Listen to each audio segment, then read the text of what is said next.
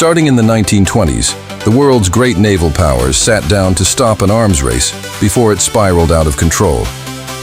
The Washington and London naval treaties placed strict limits on cruiser tonnage and gun caliber. But right there, in the fine print, an engineering game began.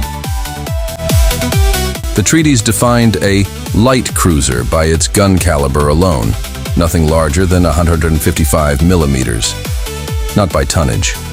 So Britain, the United States, and Japan all played the same trick. They made up for smaller guns by carrying more of them.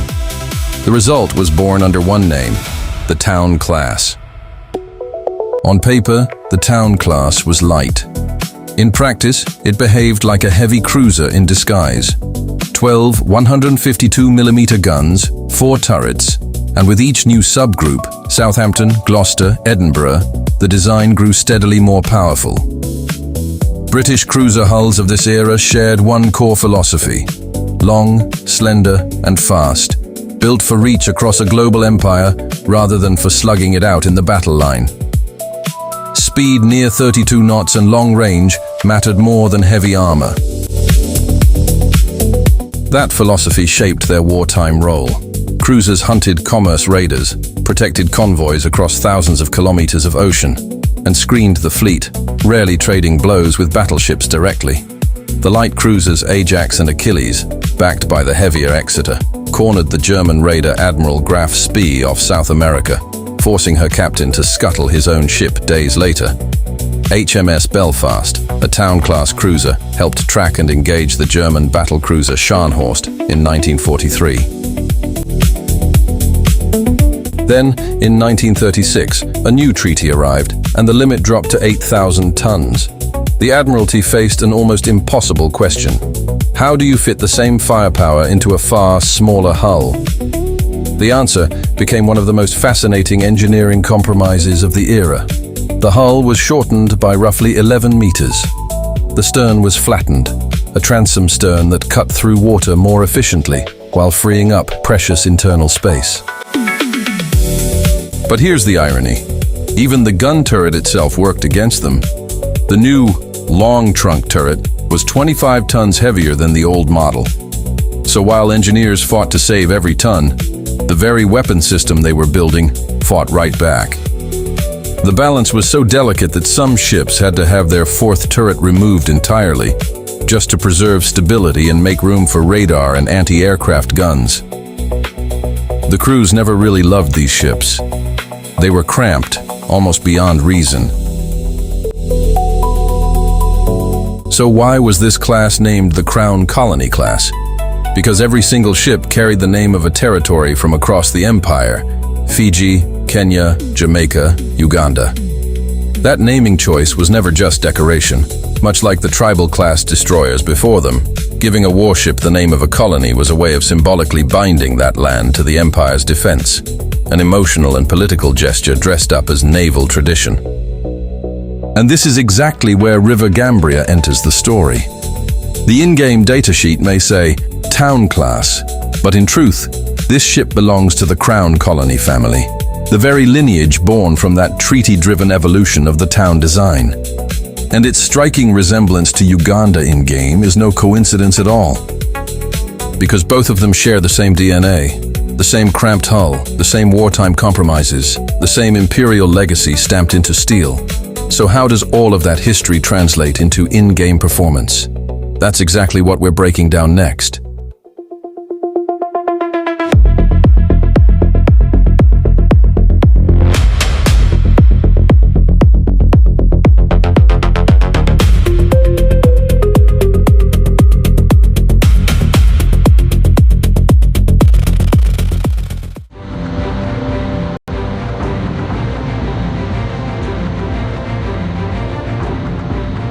For the Tier 7 River Gambra cruiser, we're choosing Advanced HE Shell as an elite bonus. Both camouflages are nice, but I want to slightly reduce surface detection, so I prefer the historical camouflage, although the unique one contributes well to dispersion.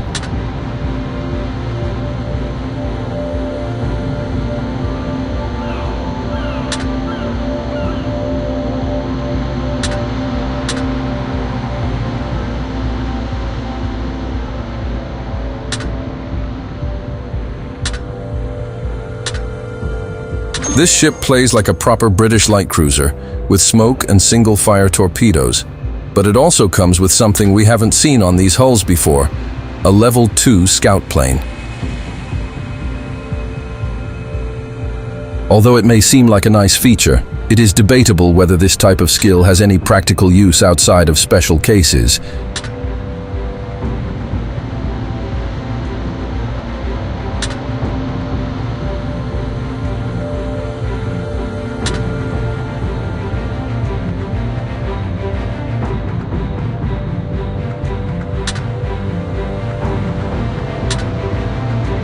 One of the commanders in this month's Blitz pass is Sophie Ashcroft, decked out in a safari outfit.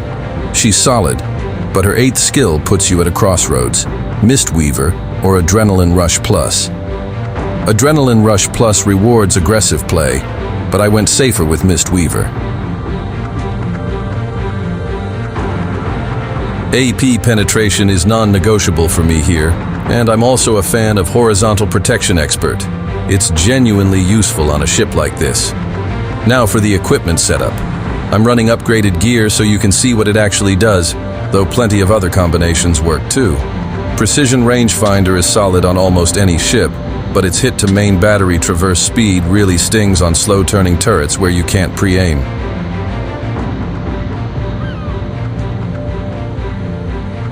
Gambra needs acceleration more than anything, so high-pressure propulsion plant is essential, and even then, it's still not quite enough. Ballistic calibration unit helps dispersion, but you feel the drop in main battery survivability in return. Since this ship is so starved for acceleration, I pushed it further with the high-power propulsion module. I'm skipping concealment gear too. I don't want to eat a 5% health point penalty right now.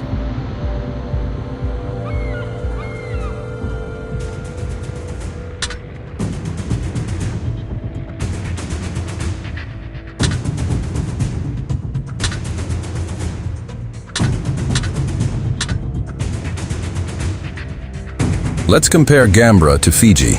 Skill-wise, there's barely any difference outside the scout plane, and its value is debatable.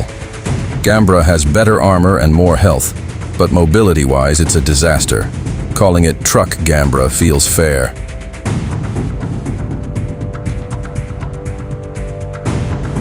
The main guns are similar, but reload time differs a lot, and Gambra stands out with an HE option.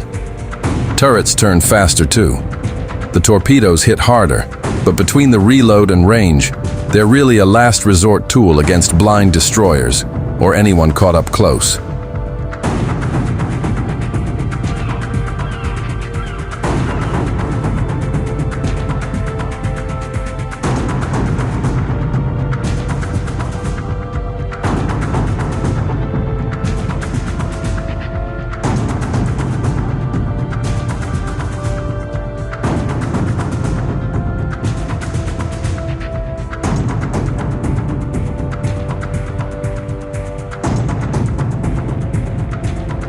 Compared to Uganda, which Gambra resembles more closely, it uses a standard smoke generator instead of crawling smoke. Reload time differs there as well, and the main battery benefits from the extra turret with noticeably better accuracy. About that elite ship bonus, the 2% main battery HE damage boost actually pushes fire chance up by 0.3 in the math. Fire chance goes from 5% to 5.35%, and HE damage climbs from 460 to 468. Not a huge swing, but it's the most useful option on offer.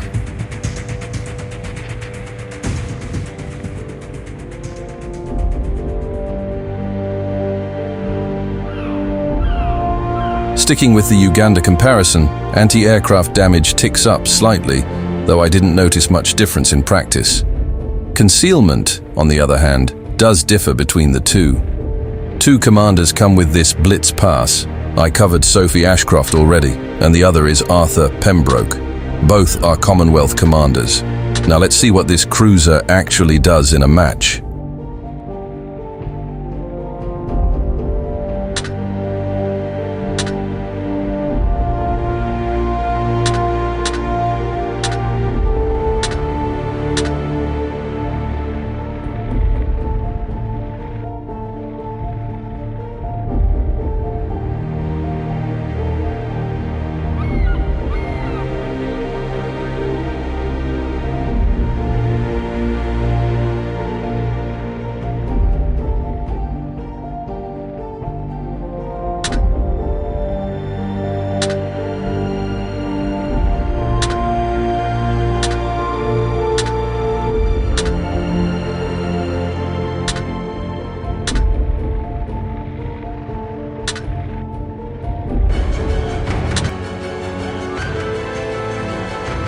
Starting with destroyer hunting, Gambra handles this really well. It gets quick, clean results against pretty much any destroyer out there. Full marks from me on that front.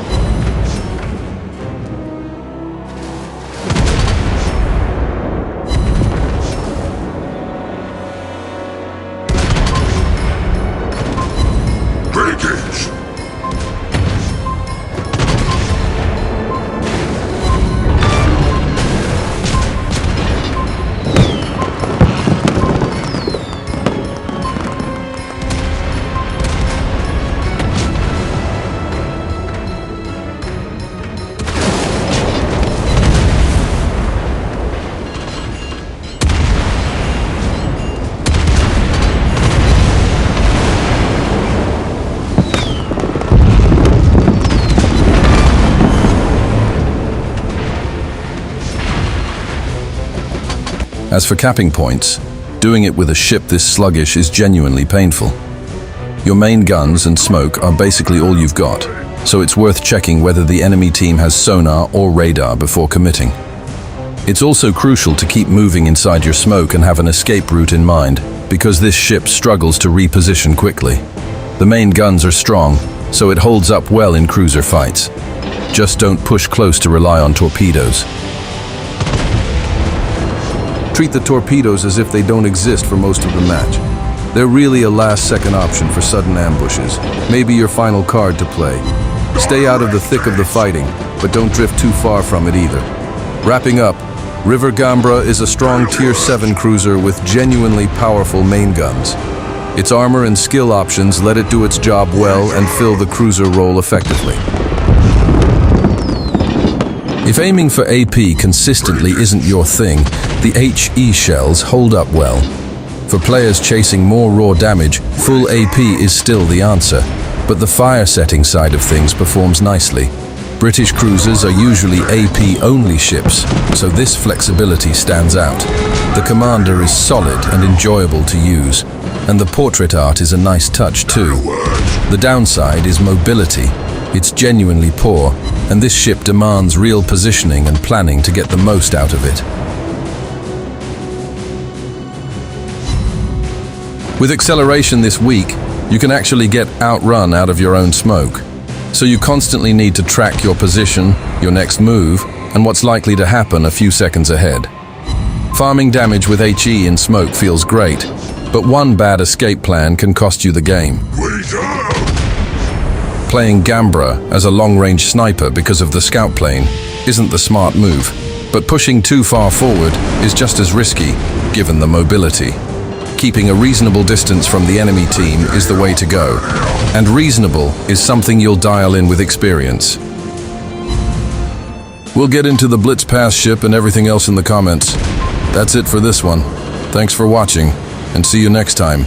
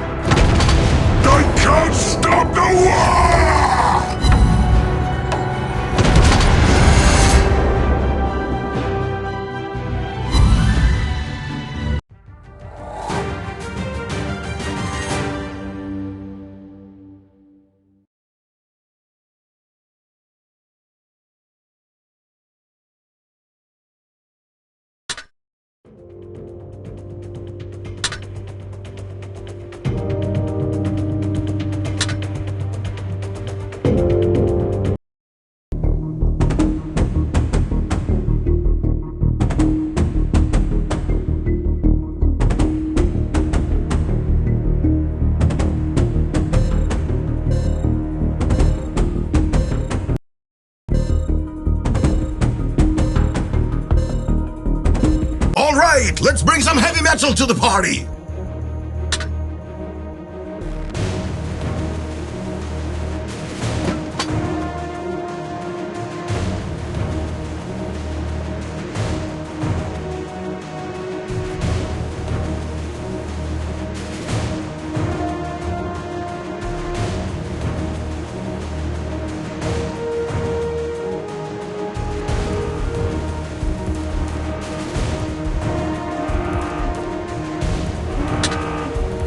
Enemy force detected! We're heading straight into the fire!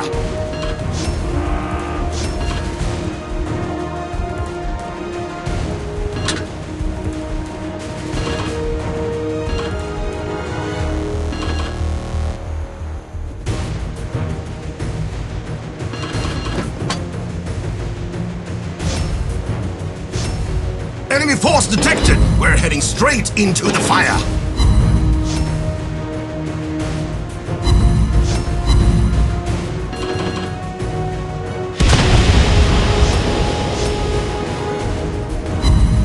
Opened.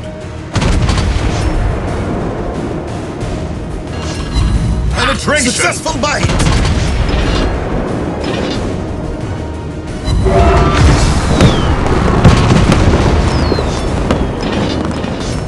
That one went through.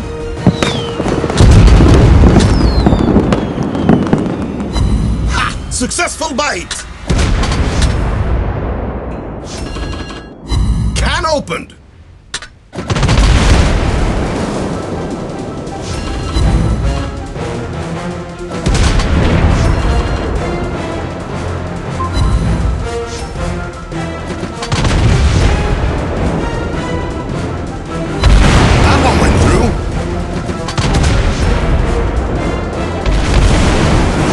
Penetration!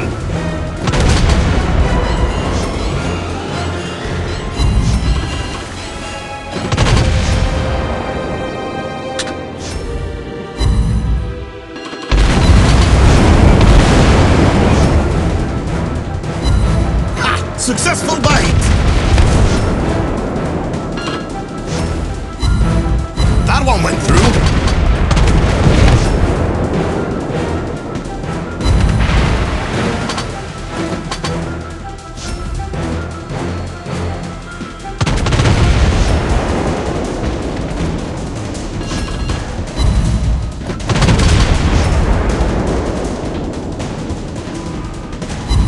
Open!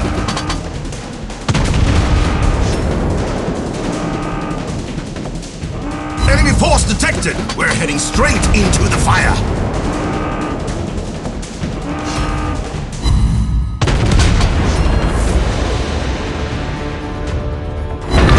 Penetration!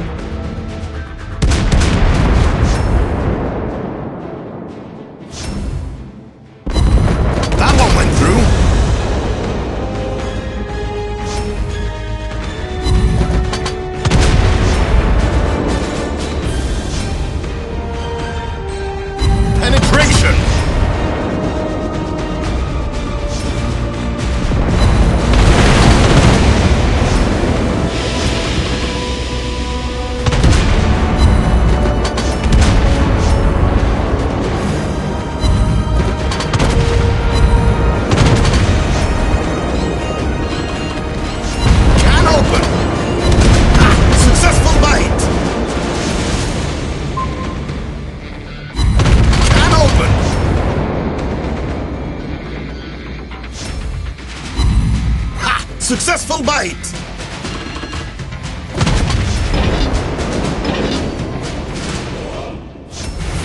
That one went through!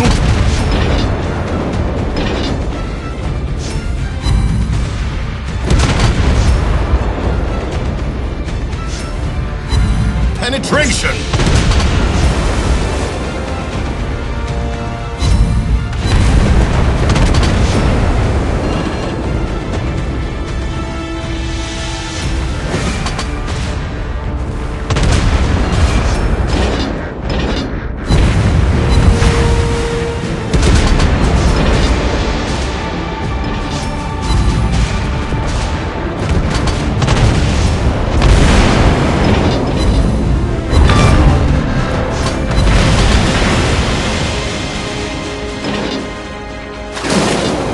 One last push, and we'll be the legends! That one went through.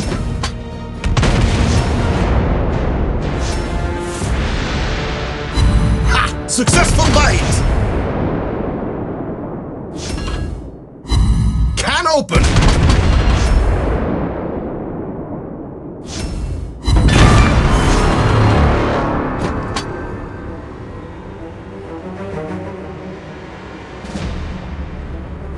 Now we rule the waves across the 7 seas.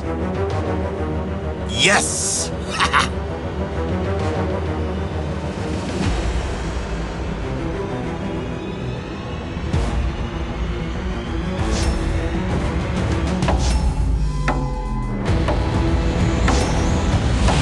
One last push, and we'll be the legends!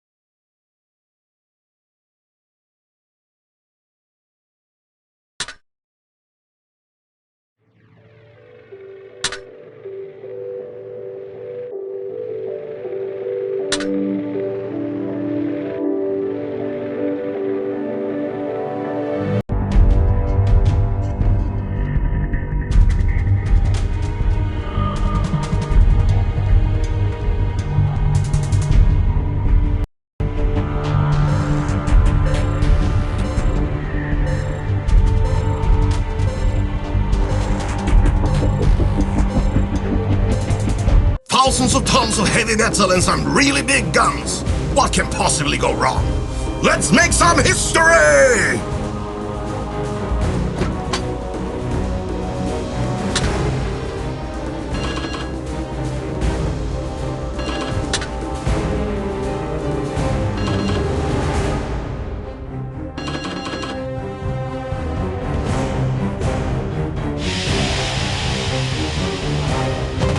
Open up at those planes!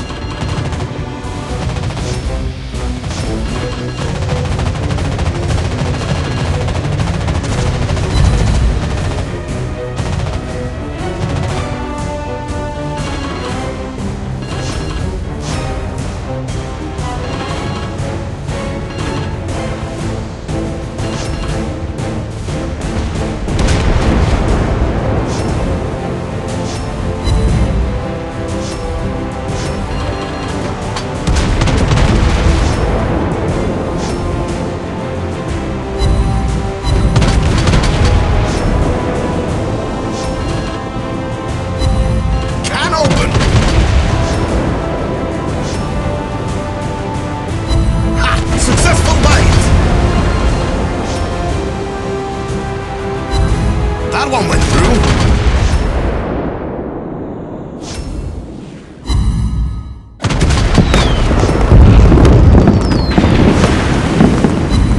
Penetration. Can opened.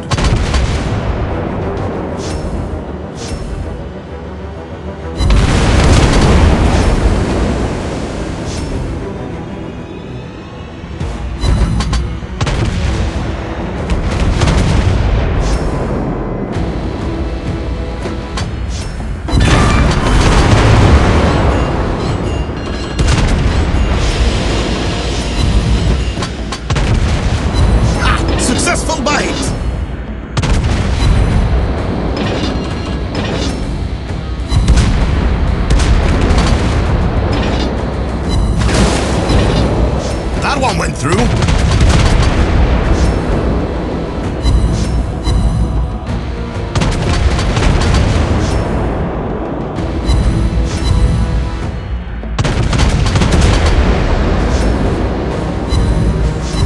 Penetration.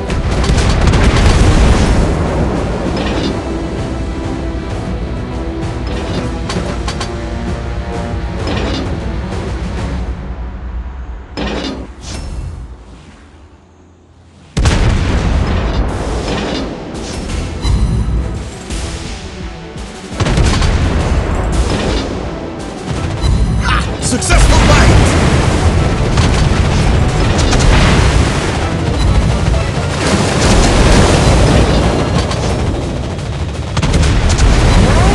An inferno upon us!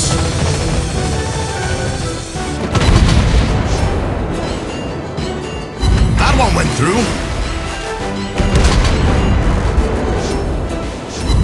Can open!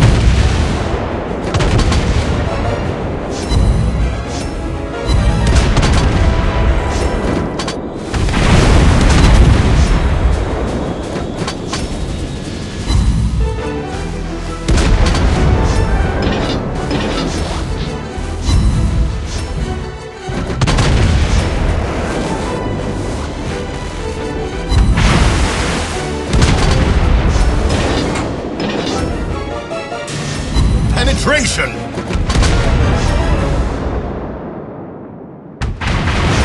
That one went through.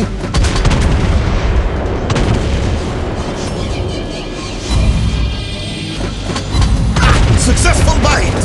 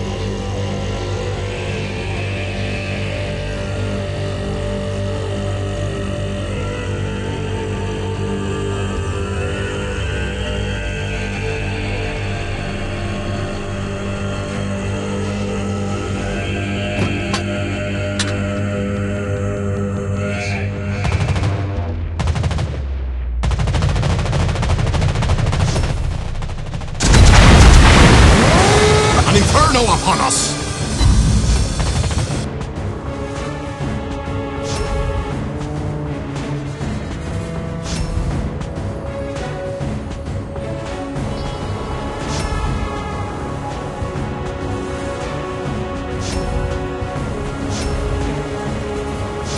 We're about to get our asses kicked. Make this a last stand singing about. No, sorry, worth.